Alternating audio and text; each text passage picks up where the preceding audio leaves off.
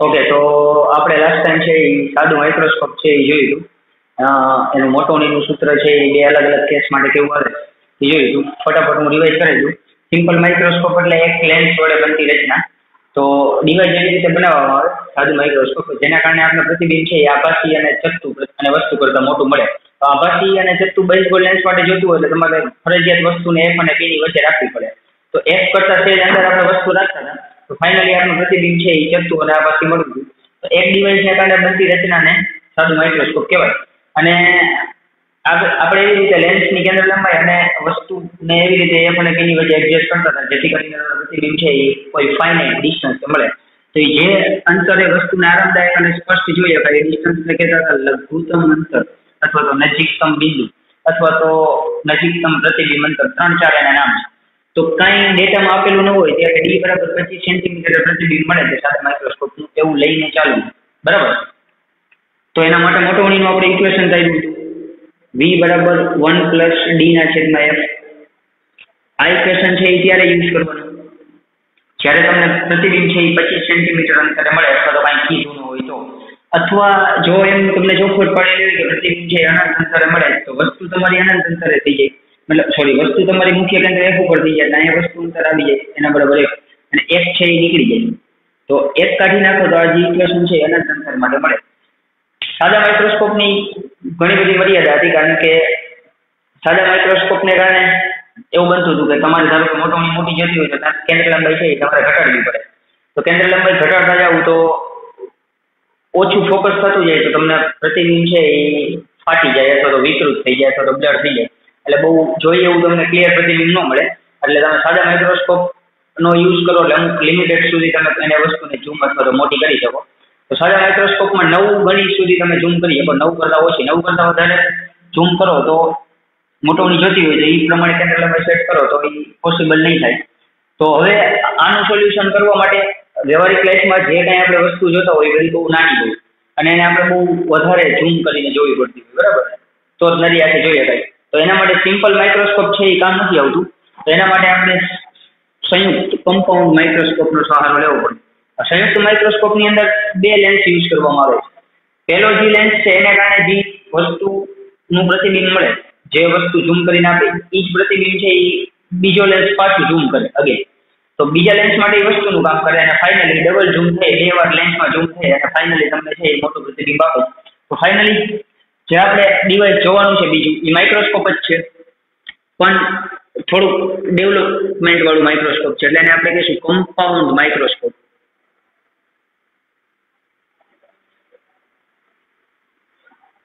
બરાબર. અથવા તો એને ગુજરાતીમાં કહેવાય સાદું સોરી સંયુક્ત.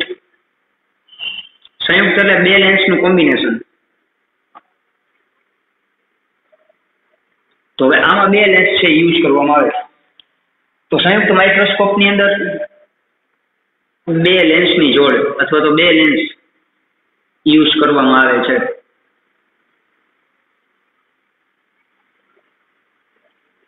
બરાબર. તો હવે આ ડિવાઇસ કઈ રીતે કામ કરે છે સંયુક્ત માઇક્રોસ્કોપ? એમાં જનરલી છે એ 2 લેન્સ હોય. પહેલો લેન્સ છે જેને વસ્તુની બાજુમાં રાખેલો હોય, વસ્તુની સાઈડમાં જે લેન્સ રાખેલો હોય એ લેન્સને આપણે કહીશું વસ્તુ કાચ ગુજરાતીમાં, કારણ કે વસ્તુની બાજુમાં રાખેલો લેન્સ. અથવા તો એને ઇંગ્લિશમાં કહેવાય ઓબ્જેક્ટિવ લેન્સ.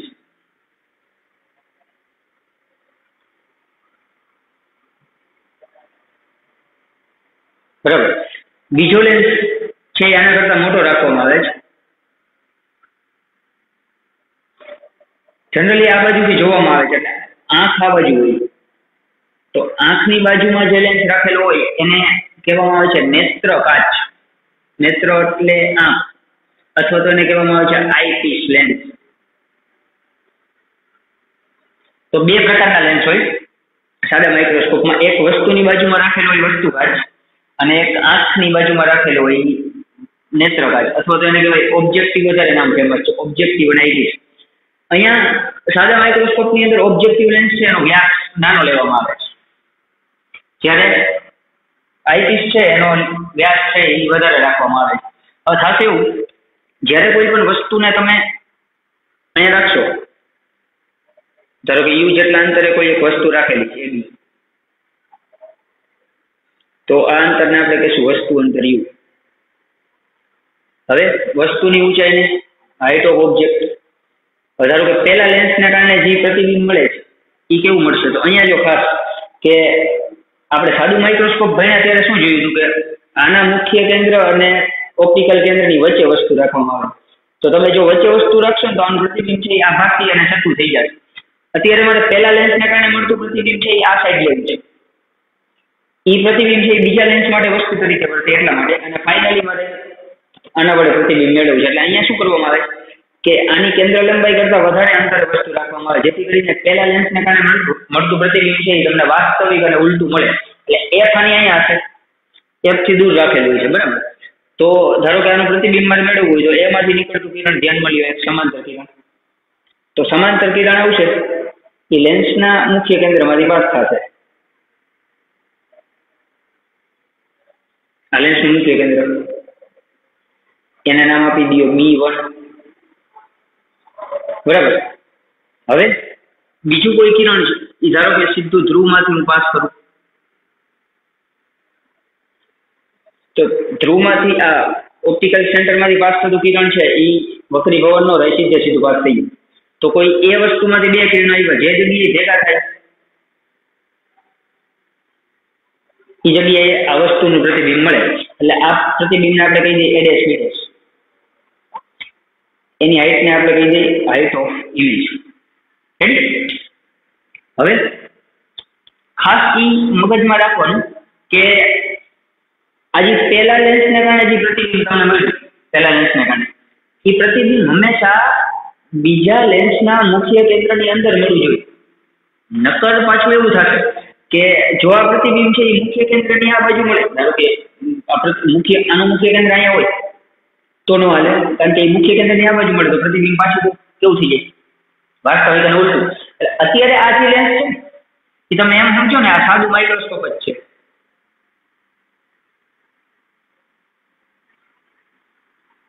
સાદા માઇક્રોસ્કોપની જેમ જ વર્તે છે.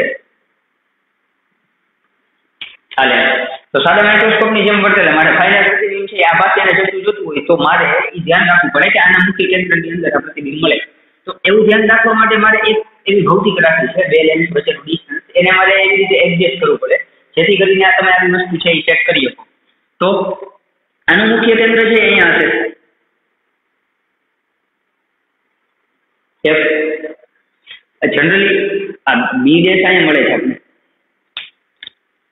તો આ અંતર એટલું નાનું હોય કે તમે આને અવગણી શકો, આટલું ડિસ્ટન્સ છે ને તમે અવગણી શકો.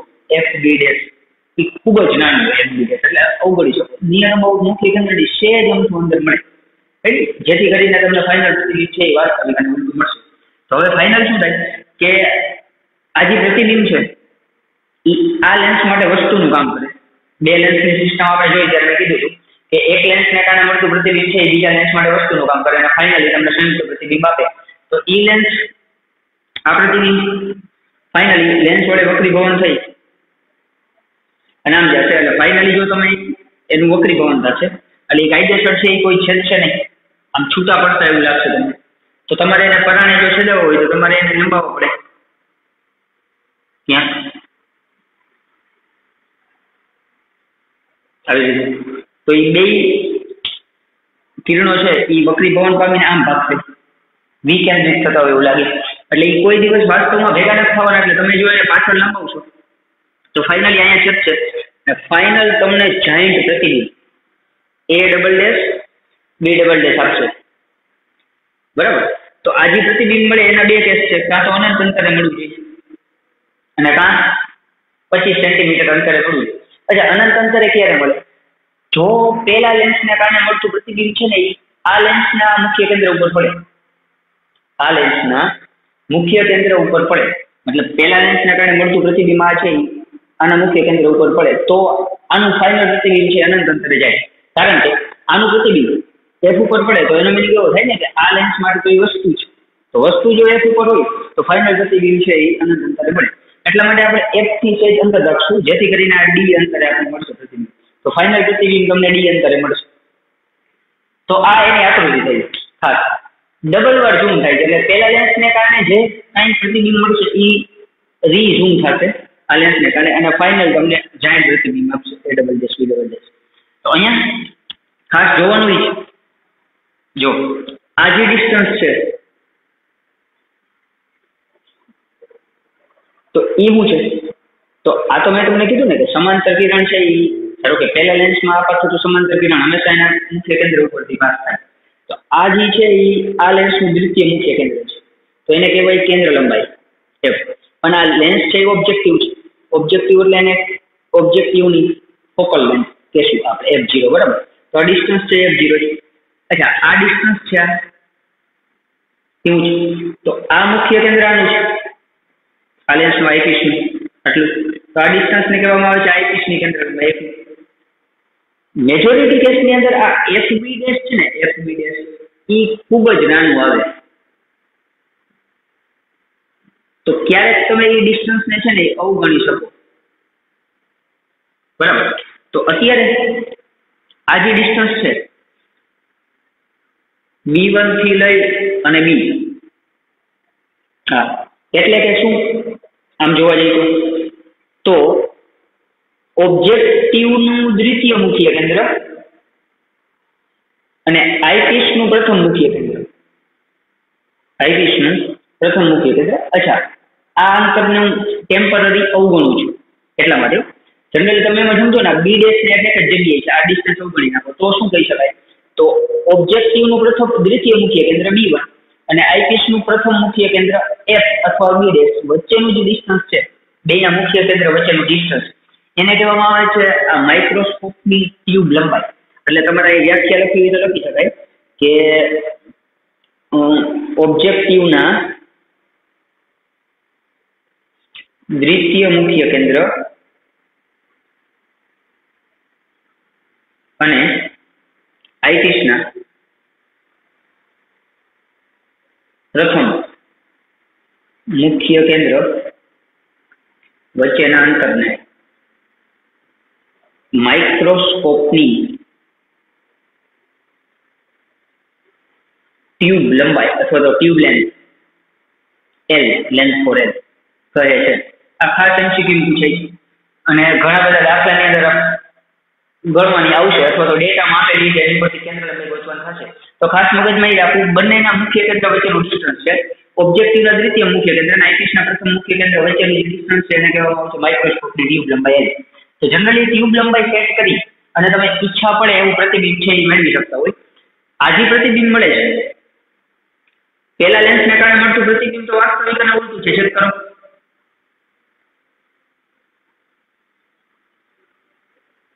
તો પેલા લેન્સને કારણે પ્રતિબિંબ મળ્યું વાસ્તવિક અને ઉલટું મળ્યું, પણ ફાઇનલ જે પ્રતિબિંબ છે હા એ પ્રતિબિંબ તમને કેવું આપશે, આભાસી અને ચતુર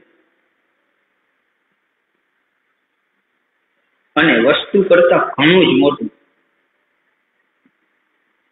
તો મેઇન આપણું કામ હતું ડબલ વાર ઝૂમ કરવાનું. તો એક વાર અહીંયા મોટું થયું, બીજી વાર ફાઇનલ અહીંયા મોટું થયું, એટલે અલ્ટિમેટલી લાસ્ટમાં તો પ્રતિબિંબ તમને આભાસી અને ચતુર મળ્યું, પણ પેલા લેન્સને કારણે જે આ બાજુ પ્રતિબિંબ મળે છે એનું કારણ છે કે F કરતા મેં વસ્તુ નામ રાખી છે એટલે તમને વાસ્તવિક અને ઉલટું પ્રતિબિંબ મળશે.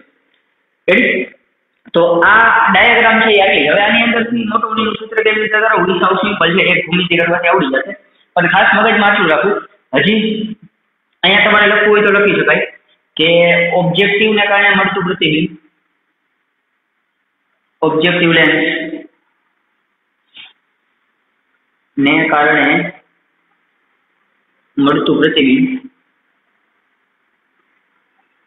વાસ્તવિક અને ઉલટું છે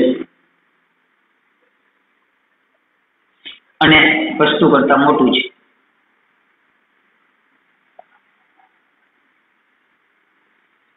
આ પ્રતિબિંબ નેત્ર કાચ અથવા તો આઈપીસ લેન્સ માટે વસ્તુનું કામ કરે છે અને અંતિમ પ્રતિબિંબ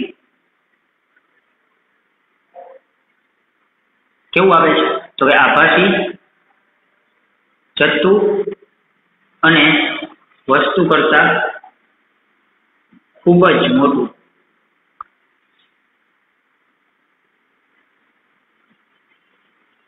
રેડી? તો આટલું જ. હવે અહીંયા તમારે તમે ચેક કરો. જો અહીંયા આ ખૂણો ધારો કે હું બીટા લઉં છું એ બી, અને ધારો કે આનું નામ આપી દો પી, તો આ ખૂણો બીટા હોય તો આ ખૂણે બીટા થાય, ચોકડી પડે છે તો આ ખૂણે બીટા થશે. કયા કયા? તો કે એ બી પી અને એ ડેશ બી ડેશ પી, બરાબર? અથવા તમે આ ખૂણો લઈ શકો, આનો લેવો હોય તો ધારો કે આ બે સરખા થાય. આપણે ભૂમિતિને થોડુંક ઈઝી બનાવવા માટે આપણે એક કામ કરી આ ખૂણા લઈ લઈએ.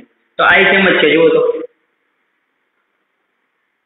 તો આ ખૂણો અને આ ખૂણો બે સરખા થાય. તો ધારી લો હું એને, ધારો કે એ ખૂણો બીટા છે, તો ધારો કે અહીંયા તમે ટેન બીટા લગાડો. અહીંયા આપણે એક કામ કરી, આને નામ આપી દો પી ડેશ. રેડી? તો ધારો કે કાઢી નાખો. એક કામ કરો, ત્રિકોણ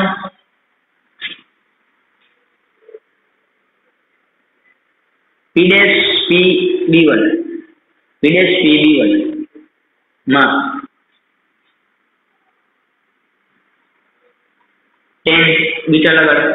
અચ્છા, 10 શું કામ લઈ ગયો છું? તો મારી પાસે સામેની બાજુ અને પાછળની બાજુ બે છે. જો આ બાજુ હકીકતમાં P dash P is equal to A B થાય, તો આ સામેની બાજુ થઈ ખૂણાની, પાછળની બાજુ આ છે. તો આ તો આપણે ખબર, જો આ પી બી1 એટલે F0 થાય, અને આ એ બી એટલે થાય HO. તો અહીંયા પી ડેશ પી સામેની બાજુ છેદમાં પાછળની બાજુ એટલે પી બી1, તો એ કેટલા થાય હકીકતમાં? HO ના છેદમાં સામેની બાજુ HO છેદમાં FO. રેડી? અહીંયા HO ને કરતા બનાવો તો F0 tan બીટા, આ સમીકરણ નંબર 1. સેમ ત્રિકોણ તમે લઈ શકો એ ડેશ બી ડેશ B1, બરાબર? એ ડેશ બી ડેશ B1, તો ત્રિકોણ એ ડેશ બી ડેશ B1 માં tan બીટા લગાડો. તો tan beta is equal two સામેની બાજુ પાછળની બાજુ બી ડેશ B1. રેડી? તો સામેની બાજુ એ ડેશ બી ડેશ, પાછળની બાજુ B1 બી ડેશ, તો એ ડેશ બી ડેશ એટલે થાય HI. બી ડેશ B1 ને મેં કીધું હતું હારી ક્યુબ લંબાઈ L is equal to B dash B1, બે મુખ્ય કેન્દ્ર વચ્ચેનું અંતર B1 અને બી ડેશ, તો એ L થશે. તો ફાઇનલી એમ કીધું HI ને કરતા બનાવો તો HI is equal two L tan beta. Ready? Okay, મારો ગોલ છે મોટોણી. અચ્છા, અહીંયા લેન્સનું કોમ્બિનેશન છે. જો લેન્સના કોમ્બિનેશન માટે મારે મોટોણી કેમ લેવી? તો મેં તમને લેન્સનું સંયોજન કરાવ્યું હતું. તો આપણે ધારો કે કેન્દ્ર બે લેન્સનું સંયોજન હોય તો કેન્દ્ર લંબાઈ કેવી રીતે લેતા હતા? 1/f is equal two 1/f1 plus 1/f2. 3 lens હોય તો પ્લસ 1/f3. પાવરનો સીધો સરવાળો થઈ જાય તો P બરાબર P1 plus P2 plus P3. મોટોણીમાં સીધો ગુણાકાર થાય, કારણ કે જેટલા ગણું ઝૂમ થાય એટલે આ 5 ગણું ઝૂમ કરે, આ 7 ગણું ઝૂમ કરે, તો ટોટલ વસ્તુ છે એ 35 ગણી ઝૂમ થાય. બરાબર? તો અહીંયા મારે સંયુક્ત માઇક્રોસ્કોપની કુલ મોટોણી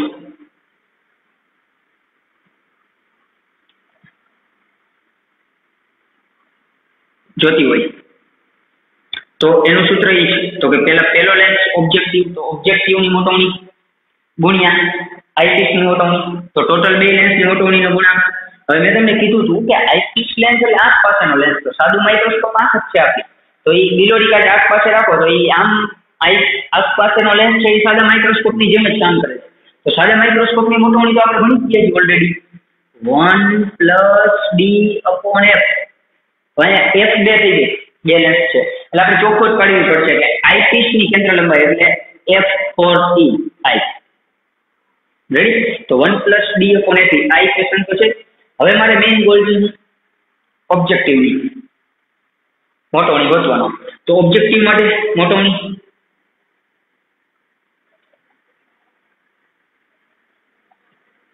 તો મોટવણીનું મમ્મી સૂત્ર શું છે? પ્રતિબિંબની ઊંચાઈ છેદમાં વસ્તુની ઊંચાઈના ગુણોત્તરને મોટવણી કહેવાય. કારણ કે હું વાત કરી રહ્યો છું આની, એના માટે પ્રતિબિંબ આ છે, એના માટે વસ્તુ આ છે. તો બેયનો ગુણોત્તર લઈ લો તો ફાઇનલી ઓબ્જેક્ટિવ માટે મોટવણી મળશે. અચ્છા HI તો આ L tan beta, HI = L tan beta. હવે HO ની જગ્યાએ શું મૂકશું? તો F0 tan બીટા.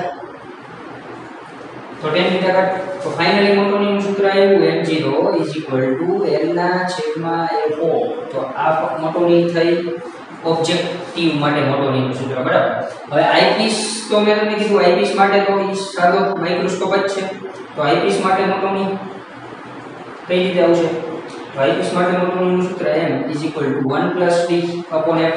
અને અહીંયા આઈપીસ છે એટલે આપણે ચોખવટ પાડી 1+D/F. તો આ રીતે આઈપીસ માટે મોટવણી, આ ઓબ્જેક્ટિવ માટે આપણે ગોઈતી સિમ્પલ L/F. તો ફાઇનલી બેનો ગુણાકાર કરશું અહીંયા, તો અહીંયા F0 આવશે L/FO. તો આ જે ઇક્વેશન છે એને કહેવામાં આવે છે સાદા માઇક્રોસ્કોપ માટે મોટવણીનું સૂત્ર, બરાબર. તો આ આમ સિમ્પલ છે, આ તો તમને આવડે જ 1+D/F આઈપીસ માટે. આ ઇક્વેશન છે ઓબ્જેક્ટિવ માટે આપણે ગોઈતું. ઓબ્જેક્ટિવ માટે માત્ર શું ગોઈતું? એક બે ત્રિકોણ લીધા, સીધું આવી જશે L/FO. તો ડી પ્લેનના છેદમાં આવા જોડનું કેન્દ્ર લંબાઈ કરશો તો એ ડાયરેક્ટ તમને મળી જશે. તો આ એક ખાસ યાદ રાખવાનું L/FO કૌંસમાં 1+D/F. આનાથી છે એ તમામ પ્રકારના દાખલા છે એ સોલ્વ થઈ જશે. પણ આ ખાસ લેવાનું ક્યારે? તો આ ઇક્વેશન છે એ વાપરવાનું પ્રતિબિંબ D = 25 સેન્ટીમીટર હોય ત્યારે, અથવા તો 25 સેન્ટીમીટર મળતું હોય ત્યારે. કારણ કે ઓમાં એવું છે કે 1+D/F છે 25 સેન્ટીમીટર માટે, એક અવગણી નાખો તો એ અનંત અંતર માટે થઈ જાય. પણ જો પ્રતિબિંબ તમને એવું કહે દાખલા તો પ્રતિબિંબ છે એ અનંત અંતરે મળે છે, તો આપણે એમાં કરતા હોય આ એક છે એને તમે અવગણી શકો ડાયરેક્ટ. તો ફાઇનલી છે એના માટે મોટવણીનું ફોર્મ્યુલા એવો બની જશે M = આ એક કાઢતા આવશે LD/FO. LD/FO. આ ઇક્વેશન છે એની પર મોટવણીની ઇક્વેશન કહેવામાં આવે છે. પણ અનંત અંતરે પ્રતિબિંબ મળે તો, જો અનંત અંતરે ન મળે તો તમે આ ફોર્મ્યુલા યુઝ કરશો તો જવાબ ખોટો આવશે. કાંઈ ચોખવટ નથી પડી અથવા તો D = 25 સેન્ટીમીટર કીધું તો ફરજિયાત તમારે આ ફોર્મ્યુલા યુઝ કરવો પડશે, બરાબર. એટલે આની પરથી બીજું એ ખબર પડે કે ઘણી વખત એવા MCQ આમાંથી પૂછાય છે કે ધારો કે એવું પૂછાય કે ધારો મારે મોટવણી છે એ સંયુક્ત માઇક્રોસ્કોપની છે એ વધારવી છે. જો મારે M છે એને વધારવું છે તો શું રસ્તા છે? મોટવણીમાં વધારવી છે તો મોટવણી વધારવા માટે તમારે પાસે શું રસ્તા છે? તો કેન્દ્ર લંબાઈ વિચારો તો મોટવણીના વ્યસ્ત સંબંધમાં છે. તો કેન્દ્ર લંબાઈ છે એ વ્યસ્ત સંબંધ હોવાથી શું થાય કે ધારો કે મોટવણી વધારવી હોય તો ફોકલ લેન્થ છે એ ઘટાડવી પડશે. તો મોટવણી વધારવી હોય તો તમારે બેયની એટલે કે ઓબ્જેક્ટિવની અને આઈપીસની બેયની કેન્દ્ર લંબાઈ છે એ તમારે ઘટાડવી પડે, કારણ કે એકબીજાના વ્યસ્ત સંબંધ છે, બરાબર. તો જેમ તમે ટૂંકી કેન્દ્ર લંબાઈ યુઝ કરશો એમ છે એ મેગ્નિફિકેશન પાવર છે એ માઇક્રોસ્કોપનો વધી જશે. અથવા બીજો એવો રસ્તો છે, જો તમે કેન્દ્ર લંબાઈ ન બદલાવો અથવા તો એ બે લેન્સ વચ્ચેનો ડિસ્ટન્સ બદલાવો અથવા તો એમ કહેવાય ટ્યુબ લેન્થ બદલાવો, તો ટ્યુબ લેન્થ બદલાવો તોય તમે છે એ મોટવણીમાં ફેરફાર કરી શકો. પણ ટ્યુબ લેન્થ છે એકબીજાના સમચલનમાં મોટવણી, તો જો તમારે મોટવણી વધારવી હોય તો બીજો એ રસ્તો છે કે ટ્યુબ લેન્થ છે એ વધારવી પડે. પણ ટ્યુબ લેન્થ વધારવામાં ઘણી બધી મુશ્કેલી નડે છે. તમે ટ્યુબ લેન્થ વધારે રાખશો તો એ જાયન્ટ બનશે આખું માઇક્રોસ્કોપ, તો એ સાચું અઘરું પડશે. એટલે બહુ જાયન્ટ માઇક્રોસ્કોપ બની જાય જો તમે બે લેન્સ વચ્ચેનું ડિસ્ટન્સ છે એ વધી જાય તો એ માઇક્રોસ્કોપ મોટું બને. એટલે L વધારવાનો બહુ રસ્તો ઓછો છે. ફોકલ લેન્થ છે એ ઓછી રાખો તો મોટવણી છે એ વધી જતી. તો ફાઇનલ છે એ આ મોટવણીની ઇક્વેશન એ અનંત અંતર માટે આ ઇક્વેશન છે એ D = 25 સેન્ટીમીટર અંતરે. ઘણી વખત દાખલા માટે અથવા તો ન્યુમેરિકલ માટે એક બીજું પણ ફોર્મ્યુલા યુઝ થાય છે, આનો ભાઈ જ છે પણ એને અલગ રીતે આપણે જોઈએ કહીએ. આમ મેઇન મોટવણીનું સૂત્ર શું છે તો કે બે લેન્સ છે એટલે એક ઓબ્જેક્ટિવના લેન્સની મોટવણી અને ગુણ્યા આઈપીસના લેન્સની મોટવણી. આઈપીસના લેન્સની મોટવણી એટલે તો એ સાદું માઇક્રોસ્કોપ જ છે એટલે 1+D/F થાય. હવે આનું શું કરવું? એ તો આપણે આઈ વાપરી શકીએ L/F જે આપણે જોયું. બીજો રસ્તો એ છે કોમન ફોર્મ્યુલા કે ઓબ્જેક્ટિવની તમે વાત કરતા હોય ને તો એના માટે મેઇન બે સૂત્ર છે, કાં તો પ્રતિબિંબની ઊંચાઈના છેદમાં વસ્તુની ઊંચાઈ લ્યો તો એ તો મેં લીધેલું જ છે, તો આ વાપરો તોય ચાલે, અથવા તો એમાં સાદુરૂપ આપીને આ વાપરો તોય ચાલે, અથવા હજી એક આપણી પાસે ફોર્મ્યુલા જો આપણી પાસે એક બીજું મધર ફોર્મ્યુલા છે કે લેન્સ માટે મોટોનીનું સૂત્ર થાય પ્લસ પ્રતિબિંબ અંતરના છેદમાં વસ્તુ અંતર, બરાબર. હવે હું અહીંયા વાત કરી રહ્યો છું ઓબ્જેક્ટિવની મોટોની. ઓબ્જેક્ટિવની મોટોની જોતી હોય તો એનો મીનિંગ એવો થાય કે ઓબ્જેક્ટિવનું પ્રતિબિંબ અંતર છેદમાં વસ્તુનું અંતર ઓબ્જેક્ટિવ માટે. તો ઓબ્જેક્ટિવ માટે પ્રતિબિંબ અંતર આ થાય છે, કારણ કે ઓબ્જેક્ટિવને કારણે ફાઇનલ પ્રતિબિંબ અહીંયા મળે, તો ઓબ્જેક્ટિવ માટે મળતા પ્રતિબિંબને કહેવાય ઓબ્જેક્ટિવનું પ્રતિબિંબ અંતર, અને ફાઇનલી ઓબ્જેક્ટિવ માટે વસ્તુ અંતર આ છે ક્યુ. તો તમે આ સૂત્ર યુઝ કરી શકો, પ્રતિબિંબ અંતર છેદમાં વસ્તુ અંતર, અથવા હાઇપર યુઝ કરી શકો. તો ફાઇનલી તમે અહીંયા એવું પણ લખી શકો કે VO ના છેદમાં UO, બરાબર. તો VO ના છેદમાં UO જે મેઇન ઓબ્જેક્ટિવ માટે મોટોનું સૂત્ર, આઈપીસ માટે તો હતું. તો આ ફાઇનલ છે એ ઘણી વખત દાખલા ગણવા માટે યુઝ કરી શકો, કારણ કે આ ડિસ્ટન્સ આપેલા હોય તો આ ઈઝી પડશે, અને જો ટ્યુબ લેન્થ આપેલી હોય તો આ ઇક્વેશન ઈઝી પડશે. તો આ થયું માઇક્રોસ્કોપ. માઇક્રોસ્કોપમાંથી વિશેષ બીજું કાંઈ છે નહીં. મેઇન આ માઇક્રોસ્કોપના દાખલા ગણવામાં થોડો બધા સ્ટુડન્ટને પ્રોબ્લેમ પડતો હોય, અને આપણે આવતી વખતે દાખલા છે એક એક જોશું નિરાતે નિશાની સાથે કે કઈ રીતે દાખલા છે એ કામ કરે છે, બરાબર. હા.